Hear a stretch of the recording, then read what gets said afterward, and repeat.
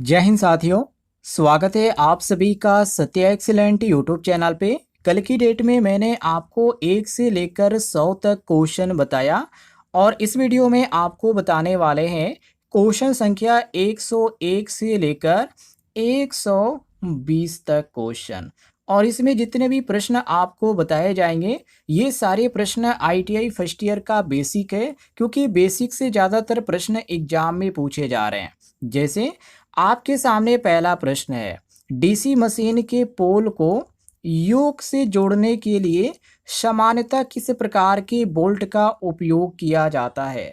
तो वो जो बोल्ट होता है स्टील का बोल्ट होता है। किसका होता है साथियों? स्टील का होता है। यहाँ पे आपका सी ऑप्शन सही होगा। स्टील का ही बोल्ट क्यों उपयोग किया जाता है? तो इसके पीछे कारण है। कारण ये है कि ये जो देता है यांत्रिक मजबूती देता है और पोल को योक पर सुरक्षित रूप से स्थिर भी रखता है। तो इसी कारण स्टील का उपयोग किया जाता है। बाकी ऑप्शन में कॉपर बोल्ट भी दिया गया है, पीतल बोल्ट भी दिया गया है, एल्युमिनियम बोल्ट भी दिया गया है। हालांकि एल्युमिनियम का तो हम इस्तेमाल नहीं कर सकते, क्योंकि एल्युमिनियम हल्का होता है। भारी मशीनों के जो पोल होते हैं वो फिक्स करने में इसका उपयोग नहीं किया जाता है। और कॉपर की बात करें तो कॉपर जो होता है अच्छा चालक होता है, लेकिन यांत्रिक मजबूती में यदि बताया जाए कि बोल्ट का इसमें इस्तेमाल किया जाता है तो ऐसा बिल्कुल भी नहीं है। पीतल का भी नहीं बनता है। केवल आपका यहाँ पे सी सही हो जाएगा, स्टील का बोल्ट। आगे देखते हैं। अगले प्रश्न में पूछा जा रहा है 230 वोल्ट सप्लाई में सामान्यतः फेज और न्यूट्रल के बीच वोल्टेज कितना होता है। तो साथियों 230 वोल्ट होता है। कितना होता है? 230 वोल्ट। क्योंकि आप सभी को मालूम है भारत में सिंगल फेज जो घरेलू सप्लाई है उसका जो मानक वोल्टेज माना जाता है वो 230 वोल्ट माना जाता है। और जब फ्रीक्वेंसी आपसे पूछा जाए तो 50 हर्ट्ज माना जाता है। ये ध्यान रखिएगा। तो प्रश्न के अनुसार यहाँ पे केवल हमारा सी ऑप्शन करेक्ट आंसर हो जाएगा। आगे देखते हैं। अगले प्रश्न में पूछा जा रहा है निम्नलिखित में से कौन सा उपकरण एसी तथा डीसी दोनों धारा माप सकता है। तो वो होता है मूविंग आयरन मीटर। जी हाँ, ये जो होता है मूविंग आयरन, ये जो उपकरण होता है ये एसी भी मापता है और डीसी भी मापता है। मतलब कि ये डीसी पर भी काम करेगा और एसी पर भी काम करेगा, क्योंकि इसका जो सिद्धांत होता है जो चुंबकीय आकर्षण और विकर्षण ये दोनों पर आधारित होता है। तो इसी कारण यहाँ पे हमारा बी ऑप्शन सही होगा। और पीएमएमसी मीटर दिया गया है तो ये केवल डीसी पर काम करता है।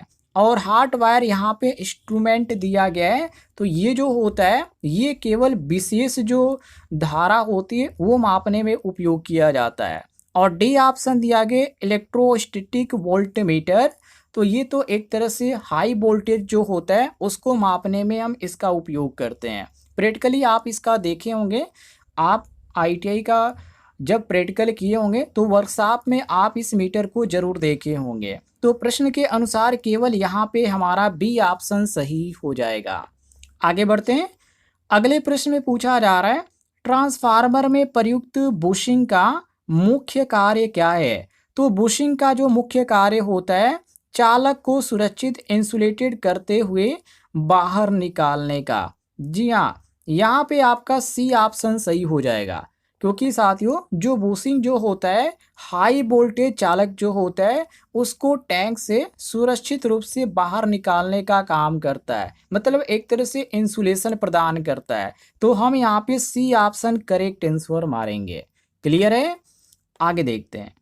अगले प्रश्न में पूछा जा रहा है विद्युत दुर्घटना रोकने के लिए निम्न में से सबसे प्रभावी उपाय कौन सा है। जैसे पहला ऑप्शन है बिना दस्ताने काम करना, बी ऑप्शन है सप्लाई चालू रखकर परीक्षण करना, और सी ऑप्शन है पीपीई तथा सुरक्षा नियमों का पालन करना, और डी ऑप्शन है गीले हाथों से कार्य करना। तो इसमें जो सही होगा वो केवल ऑप्शन आपका सी होगा, पर्सनल प्रोटेक्टिव इक्विपमेंट तथा सुरक्षा नियमों का पालन करना। पीपीई का पूरा नाम होता है। तो हमारा यहाँ पे सी ऑप्शन करेक्ट आंसर होगा। और यहाँ पे बिना दस्ताने काम करना ये तो बिल्कुल खराब है, बिल्कुल गलत ऑप्शन है, क्योंकि ऐसे काम नहीं करना चाहिए। यहाँ पे शॉक लगने का खतरा होता है। आगे बढ़ते हैं। अगले प्रश्न में पूछा जा रहा है कि किसी विद्युत परिपथ में ओपन सर्किट होने पर क्या होगा। देखिए, ओपन सर्किट जब होगा तो धारा उसमें प्रवाहित नहीं होगी। ओपन सर्किट किसको बोला जाता है? ये आप मान लीजिए ये वायर है, ठीक है। अब इसमें धारा प्रवाहित हो रही है और यहाँ पे जो होता है किसी तरह का कट हो जाता है, तो जब कट हो जाएगा तो वायर यहाँ पे कट जब होगा तो आगे धारा प्रवाहित नहीं होगी, तो इसको ओपन सर्किट बोला जाता है। और जब धारा प्रवाहित होती है तो वो जो होता है क्लोज सर्किट होता है, ये ध्यान रखिएगा। तो इसमें क्या होगा, धारा शून्य हो जाएगी। हम यहाँ पे कहेंगे बी ऑप्शन बिल्कुल सही है। ओपन सर्किट में क्या होगा, धारा प्रवाहित नहीं होगी, मतलब शून्य हो जाएगी। क्लियर है? आगे देखते हैं। अगले प्रश्न में पूछा जा रहा है कि निम्नलिखित में से कौन सा परीक्षण मोटर की वाइंडिंग टूटी है या नहीं, यह जानने के लिए किया जाता है। तो इसमें होता है कंटिन्यूटी टेस्ट। जी हाँ, मान लीजिए आपके पास कोई वायर है, केबल, मान लीजिए कोई एक केबल है और वो क्या है, खराब हो चुका है। तो आप चेक करना चाहते हैं कि कहाँ पे खराब है, तो आप क्या करेंगे, ये इस कंटिन्यूटी टेस्टर का उपयोग करेंगे, या सीरीज लैंप का भी आप उपयोग कर सकते हैं। यहाँ से एक लगाएंगे वायर और यहाँ से एक लगाएंगे, और जब सीरीज बल्ब का इस्तेमाल करेंगे तो ये जब यदि बल्ब जल जाएगा तो ये जो वायर है बिल्कुल सही है, और यदि नहीं जलेगा मतलब कि ये केबल क्या है, फॉल्ट है, या कह सकते हैं खराब हो चुकी है। तो कंटिन्यूटी टेस्ट का आप इसमें भी इस्तेमाल कर सकते हैं। क्लियर है? ऑप्शन यहाँ पे ए सही होगा। और बी ऑप्शन दिया गया हाई वोल्टेज टेस्ट, तो ये तो इंसुलेशन की जो मजबूती होती है उसको जांचने में इसका इस्तेमाल किया जाता है। और सी ऑप्शन दिया कि पोलैरिटी टेस्ट, तो ये जो होता है पोलैरिटी टेस्ट, ये ट्रांसफार्मर के जो सिरा है उस सिरों की जो ध्रुवता होती है उसको जांचने में इसका इस्तेमाल किया जाता है। और डी ऑप्शन दिया गया लोड टेस्ट, तो लोड टेस्ट जो होता है एक तरह से ये अच्छा काम करता है, मैंने इसका जो प्रदर्शन होता है काफ़ी अच्छा होता है, लेकिन वायरिंग से इसका कोई संबंध नहीं है कि वायरिंग यहाँ पे टूट जाती है या वाइंडिंग टूट जाती है तो इसको जांच में किया जाता है, बिल्कुल बिल्कुल नहीं है, ये अलग चीज़ है। हमारा प्रश्न के अनुसार केवल यहाँ पे ए ऑप्शन सही हो जाता है। आगे बढ़ते हैं। अगले प्रश्न में पूछा जा रहा है कि विद्युत केबल पर लिखा है 3.5 कोर क्या दर्शाता है। तो इसका मतलब ये होता है कि ये जो तीन एक तरह से पूरे आकार में है, मतलब कि तीन पूर्ण आकार है इसमें, या आप ऐसे कह सकते हैं कि 3.5 कोर जो केबल में लिखा गया है, तो 3 फेज जो है एक तरह से ये पूरा है, और न्यूट्रल जो है इसमें क्या है, सामान्य। तो आधे क्रॉस सेक्शन का यहाँ पे मतलब ये होता है, यहाँ पे 3.5 का मतलब ये 3 फेज से इसका संबंध है, जिसमें एक वायर जो होता है न्यूट्रल होता है, ये उसको दर्शाता है। तो ऑप्शन आपका यहाँ पे ए सही हो जाएगा। क्लियर है? आगे देखते हैं। अगले प्रश्न में पूछा जा रहा है कि एसी सप्लाई की मानक आवृत्ति भारत में कितनी होती है। तो 50 हर्ट्ज होता है। कितना होता है साथियों? 50 हर्ट्ज होता है। कितना माना जाता है भारत में? तो भारत की मानक जो एसी सप्लाई है 230 वोल्ट 50 हर्ट्ज सिंगल फेज के लिए, और 3 फेज की बात करें तो 415, कितना, 415 वोल्ट 50 हर्ट्ज होता है। तो 3 फेज के लिए अलग है और जो सिंगल फेज है उसके लिए अलग है, लेकिन आवृत्ति जो है, फ्रीक्वेंसी जो है वो सेम है, दोनों में 50 हर्ट्ज होगा, ये ध्यान रखिएगा। आगे बढ़ते हैं। अगले प्रश्न में पूछा जा रहा है कि निम्नलिखित में से कौन सा पदार्थ विद्युत चालक होने के साथ साथ ट्रांसफार्मर वाइंडिंग में सबसे अधिक उपयोग किया जाता है। तो इसमें तांबा उपयोग किया जाता है। जी हाँ, क्योंकि आप सभी को मालूम है तांबे की जो चालकता होती है काफ़ी अधिक होती है, और प्रतिरोध जो इसमें यहाँ पर होता है बहुत ही कम होता है। तो इसी कारण ट्रांसफार्मर में, मोटर में, जनरेटर में, वाइंडिंग में इसका इस्तेमाल किया जाता है। तो ऑप्शन आपका बिल्कुल सही है। नाइक्रोम का तो इस्तेमाल हम नहीं कर सकते क्योंकि ये हाई प्रतिरोध वाला पदार्थ है। कार्बन भी का भी इस्तेमाल नहीं कर सकते क्योंकि कार्बन केवल ब्रश बनाने में उपयोग किया जाता है। और जस्ता की बात करें तो जस्ता का उपयोग जो होता है गैल्वेनाइजिंग जो होता है उसमें किया जाता है। क्लियर है? केवल आपका यहाँ पे सी ऑप्शन सही हो जाता है।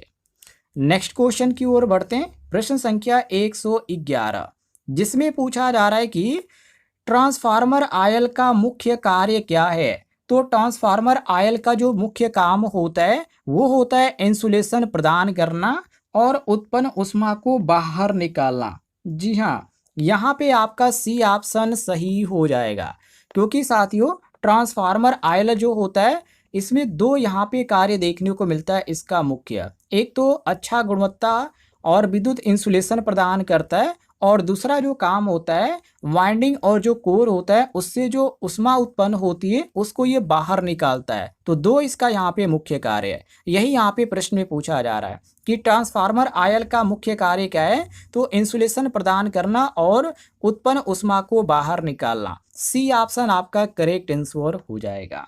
चलिए अगले प्रश्न की ओर बढ़ते हैं। आगे पूछा जा रहा है कि सॉफ्ट आयरन का उपयोग इलेक्ट्रोमैग्नेट बनाने में क्यों किया जाता है। तो साथियों ये जो होता है जल्दी चुंबकित हो जाता है और धारा हटने पर शीघ्र ही चुंबकत्व खो देता है। ये सबसे बड़ा कारण इसका यही है इसका इस्तेमाल करने का। या आप ऐसे भी कह सकते हैं कि जो सॉफ्ट आयरन होता है उसकी जो रिटेटिविटी जो होती है वो कम होती है और पारगम्यता जो होता है अधिक होता है। तो इसलिए यहाँ पे इलेक्ट्रोमैग्नेटिक जो रिले होता है वो कंट्रैक्टर और ट्रांसफार्मर कोर के लिए काफ़ी महत्वपूर्ण माना जाता है। तो ऑप्शन यहाँ पे आपका बी करेक्ट आंसर हो जाएगा, मिला लीजिएगा। चलिए आगे बढ़ते हैं। प्रश्न संख्या 113 जिसमें पूछा जा रहा है यदि किसी परिपथ में प्रतिरोध समान रहे और वोल्टेज दोगुना कर दिया जाए तो धारा क्या होगी। तो साथियों धारा जो होगी वो क्या हो जाएगी, दोगुनी हो जाएगी क्योंकि ओम का नियम साफ तौर पे कहता है कि धारा वोल्टेज के समानुपाती होती है। इसलिए प्रतिरोध यदि समान रहेगा तो वोल्टेज क्या हो जाएगा, दोगुना हो जाएगा। V बराबर आई आर से आप इसको निकाल सकते हैं। क्लियर है साथियों? ऑप्शन आपका केवल यहाँ पे सी सही होगा। चलिए अगले प्रश्न को देखिए। अगले प्रश्न में पूछा जा रहा है निम्नलिखित में से किस उपकरण में कार्बन ब्रश सामान्यतः नहीं होते हैं। तो ये जो नहीं होता है ये केवल स्क्वायरल केज जो इंडक्शन मोटर होता है उसमें नहीं होता है। मतलब कि जो सामान्य स्क्वायरल केज इंडक्शन मोटर होता है उसमें कम्यूटेटर और ब्रश जो होता है वो नहीं होता है। तो इसी कारण रख रखाव में ये काफ़ी यहाँ पे कम जगह भी घेरता है और ये काफ़ी अच्छा भी माना जाता है। तो स्क्वायरल केज इंडक्शन मोटर हमारा प्रश्न के अनुसार सही होगा। और ए ऑप्शन दिया गया डीसी मोटर। तो डीसी मोटर में कम्यूटेटर और कार्बन ब्रश जो होता है इसकी ज़रूरत पड़ती है। और डीसी जनरेटर दिया गया है तो डीसी जनरेटर में भी कम्यूटेटर और ब्रश की ज़रूरत पड़ती है क्योंकि डीसी जो होता है बाहरी परिपथ तक पहुंचाया जाता है। और डी ऑप्शन दिया गया यूनिवर्सल मोटर। तो इस मोटर में तो ब्रश और कम्यूटेटर दोनों की ज़रूरत पड़ती है क्योंकि डीसी मोटर के सिद्धांत पे ये काम करता है। तो हमारा ये भी आपका प्रश्न के अनुसार गलत होगा। जो क्वेश्चन जो आपसे पूछा जा रहा है उसके अनुसार चले जाए तो ऑप्शन यहाँ पे सी करेक्ट आंसर हो जाएगा। चलिए आगे देखते हैं। अगले प्रश्न में साथियों पूछा जा रहा है कि विद्युत स्थापना का इंसुलेशन प्रतिरोध जांचने के लिए कौन सा यंत्र सबसे उपयुक्त है। तो इसमें मेगर आएगा। जब भी इंसुलेशन प्रतिरोध मापने की बात की जाए या जांचने की बात की जाए तो उसके लिए आप यहाँ पर मेगर को ध्यान रखिएगा क्योंकि मेगर जो होता है हाई डीसी वोल्टेज जो उत्पन्न करता है और उत्पन्न करके इंसुलेशन प्रतिरोध जो होता है मेगा ओम में मापता है। किस में मापता है, तो mg में मापता है, मेगा ओम में। और इसका उपयोग कहाँ कहाँ पे कर सकते हैं आप, तो मोटर की केस में कर सकते हैं, ट्रांसफार्मर में कर सकते हैं, केबल परीक्षण में कर सकते हैं और भी बहुत सारी जगहों पर आप इसका उपयोग कर सकते हैं। और ए ऑप्शन मल्टीमीटर दिया गया है। तो मल्टीमीटर जो होता है ये सामान्य प्रतिरोध के लिए होता है, वोल्टेज और धारा मापने के लिए होता है। और बी ऑप्शन दिया गया क्लैंप मीटर। तो क्लैंप मीटर जो होता है ये भी धारा मापने के लिए प्रयोग किया जाता है, लेकिन इंसुलेशन प्रतिरोध इससे नहीं मापा जाता है। और वाट मीटर के बारे में तो आप सभी को मालूम है, ये केवल विद्युत की शक्ति जो होती है उसको मापने में काम आता है। क्लियर है? हमारा प्रश्न के अनुसार यहाँ पे केवल सी ऑप्शन सही हो जाएगा। आगे देखते हैं। अगले प्रश्न में पूछा जा रहा है, निम्नलिखित में से किस धातु का गलनांक सबसे अधिक है?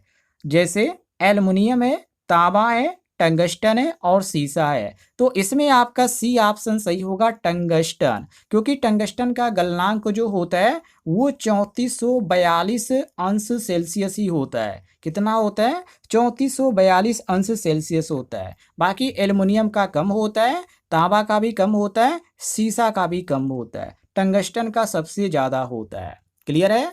चलिए आगे बढ़ते हैं।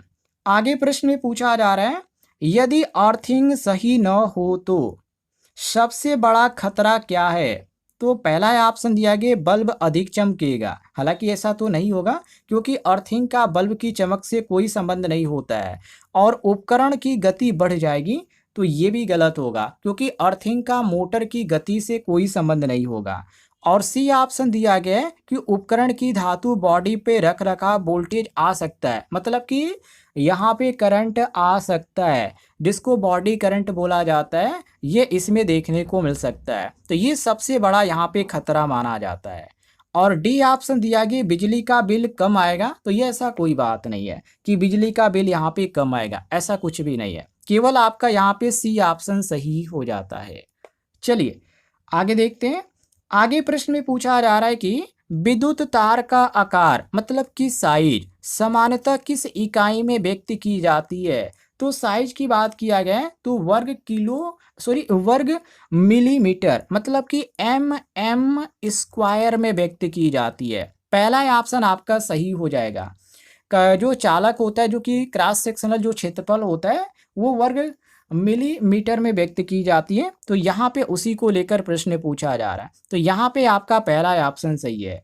और बी ऑप्शन दिया गया किलोवाट, तो ये तो शक्ति की इकाई है, किलोवाट शक्ति की इकाई है। हर्ट्ज की बात करें तो ये फ्रीक्वेंसी की इकाई है। और न्यूटन यहाँ पे दिया गया है, तो ये तो आपका बल की एसआई इकाई है। हमारा प्रश्न के अनुसार केवल यहाँ पे ए ऑप्शन सही हो जाएगा। चलिए आगे बढ़ते हैं। अगले प्रश्न में पूछा जा रहा है, 3 फेज प्रणाली में किसी भी 2 फेज बदलने पर क्या परिवर्तन होता है? 3 फेज सिस्टम आपके घर पर है और कोई भी 2 फेज आप बदलते हैं तो उसमें क्या आपको देखने को मिलेगा? पहले तो ये मोटर पे प्रभाव डालेगा, मोटर की जो घूर्णन की दिशा होगी वो बदल जाएगी। जी हाँ, 3 फेज सिस्टम में क्या होता है, किसी भी 2 फेज को आप बदलते हैं तो जो मोटर होता है उसकी जो घूमने की दिशा होती है बदल जाती है, क्योंकि घूमने वाला जो चुंबकीय क्षेत्र होता है वही यहाँ पे बदल जाता है। तो हम कहेंगे मोटर जो होगा विपरीत दिशा में घूमेगा। ऑप्शन आपका यहाँ पे बी ऑप्शन करेक्ट आंसर हो जाता है। चलिए आगे देखते हैं प्रश्न संख्या 120 को, जिसमें पूछा जा रहा है कि किसी इलेक्ट्रीशियन को जीवित परिपथ पर काम करने से पहले सबसे पहला कदम क्या उठाना चाहिए? अब ये पूछा जा रहा है कि किसी इलेक्ट्रीशियन को लाइव वायर मतलब कि धारा उसमें प्रवाहित हो रही है, उस समय वो काम कर रहा है, तो सबसे पहला काम उसे क्या करना चाहिए? तो सबसे पहले काम ये है कि सप्लाई बंद कर देना चाहिए। क्या कर देना चाहिए? सप्लाई बंद कर देना चाहिए। यहाँ पर आपका बी ऑप्शन जो दिया गया है ये आपका करेक्ट आंसर हो जाएगा। उम्मीद है साथियों आपको जानकारी पसंद आई होगी, तो वीडियो पर लाइक कीजिएगा, चैनल पे नए होंगे तो चैनल को भी सब्सक्राइब कर लीजिएगा।